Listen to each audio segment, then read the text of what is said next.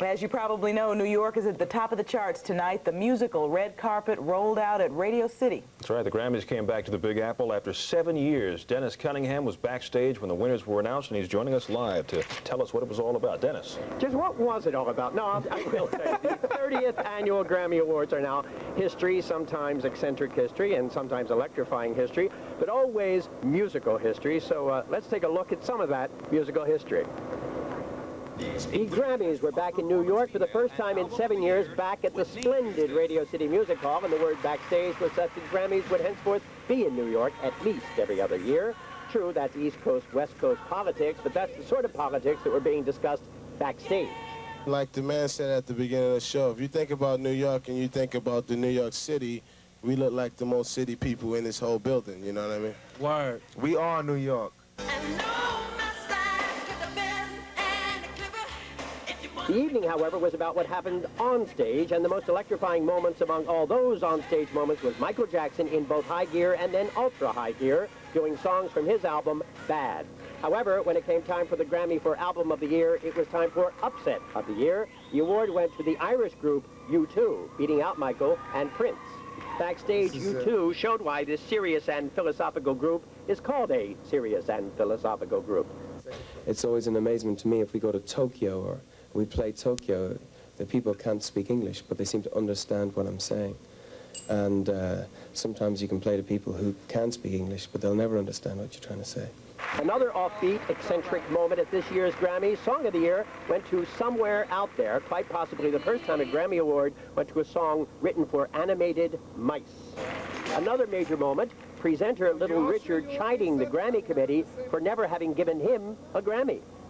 And the best new artist is me. I have never received nothing. You all ain't never gave me no Grammy. And I've been singing for years. Yeah, I don't know why we haven't given Little Richard a Grammy, but if I can find him tonight, I'll give him one if I can find one. At any rate, the evening ended with Record of the Year, and that went to, and this shows you how curious the Grammys are, the Record of the Year was Paul Simon's Graceland. And if you think, didn't Paul Simon win a Grammy last year for the album Graceland? Yes, he did. This year he won a Grammy for the song Graceland. That's the way the Grammys are, but they're fun. Always musical, too. Carol? Carol. Yeah, you're right. Yeah, we're both here, right. Dennis. Yeah. Hey, listen, is there any indication that they might want to try to bring the Grammys back here again in the near future? Oh, yeah. I think there was a lot of talk about that tonight, and I think that they'd like to bring it back here forever, but I think they may settle for a 1 year here, 1 year in L.A., that sort of thing. That should make everybody happy. Yeah. All right, Dennis, thank you. Okay, bye-bye. She didn't mention Michael Jackson, but never mind, later anyway. A little later, in fact, our Jill Rappaport will have more on the excitement of Grammy night. Center stage with all the stars, not Granny night. All right, she's having a good night, too. Also ahead, checking up on the checkup, a special troubleshooter report on commercial vision centers. Are you getting less than meets the eye? Stay with us. You know, for many people, it's the only eye treatment they ever get. It's a visit to a commercial vision center. But when you get your prescription filled there, are you getting what the doctor ordered? Tonight, troubleshooter Roseanne Coletti concludes her special report called Hocus Focus.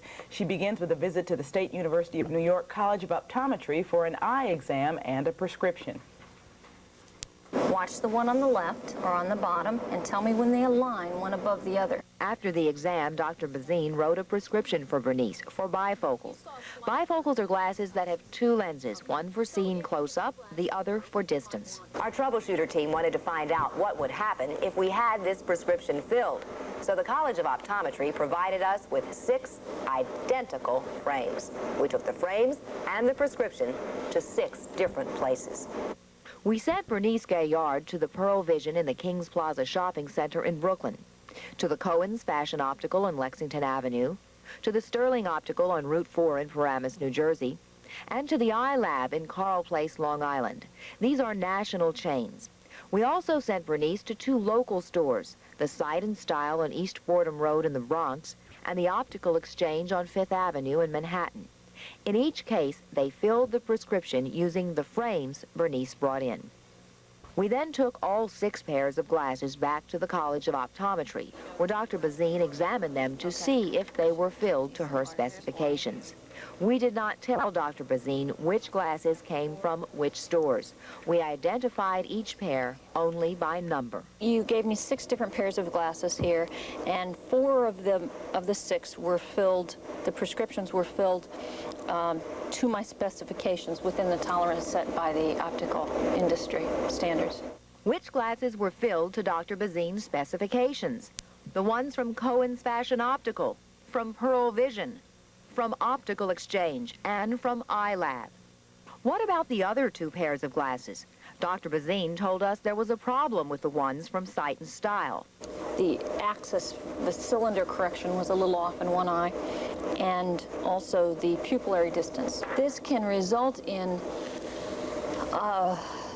slightly blurred vision, headaches, some distortion, some discomfort to the patient. And what about the last pair of glasses, the ones from Sterling Optical? Was not filled in a bifocal form, but it was filled in a single vision form for distance viewing only. So the patient couldn't have worn them to see for near or to do any reading with. We found that strange because when we sent Bernice in with the prescription, they told her they were fitting her for bifocals. But that's not what we got. What we did find was a big difference in the price we paid for identical glasses. Remember, we provided our own frames, so we were basically paying for the lenses. We paid $39.95 at Sterling Optical, but they were not bifocals.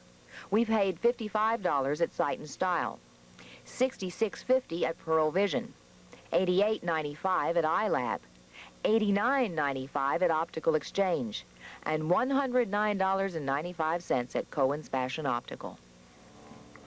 All of that was for the very same prescription. We asked Sterling Optical why we didn't get bifocals when the prescription called for bifocals. They admitted they made a mistake, but if we took the glasses back in, they said they would correct them at no additional charge. We asked Sight and Style why the glasses we got from them did not fall within the industry's tolerance level for the prescription. They, too, said it was their error, but would correct it free of charge.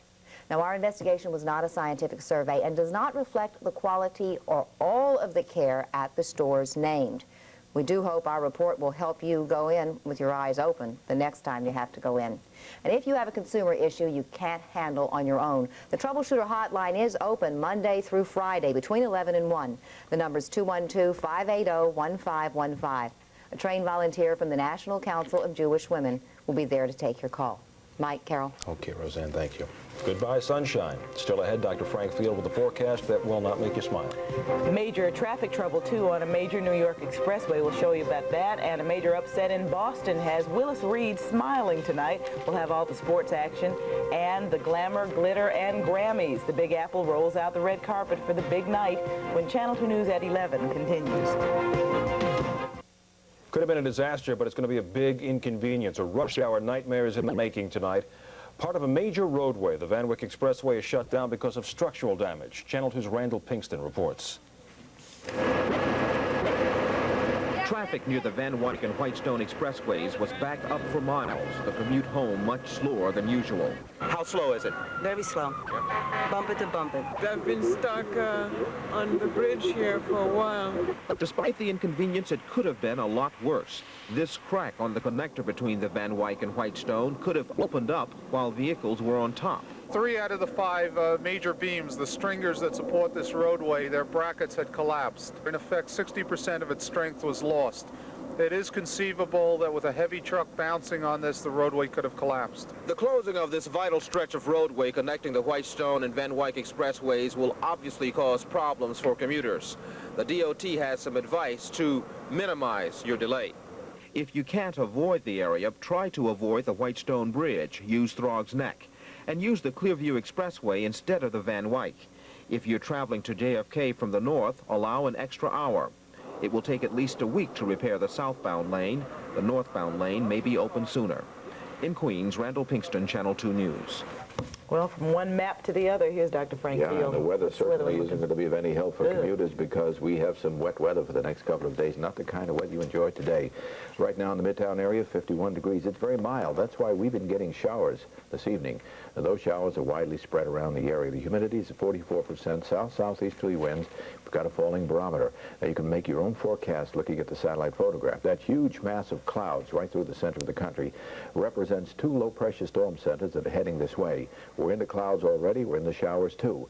That means that we're in for some wet weather right into Saturday, but then Saturday afternoon we should be clearing off. So the forecast for the metropolitan area for tonight, rain or snow showers north of the city where temperatures are a little colder. It will be snow showers, northwesterly winds bringing colder air in tomorrow. And for tomorrow, we expect a mixture of rain, sleet, and snow. Now, I say mixed precipitation because what we have out there will be rain in the city, little snow mixed with freezing rain and sleet in the interior sections. Temperatures tomorrow will be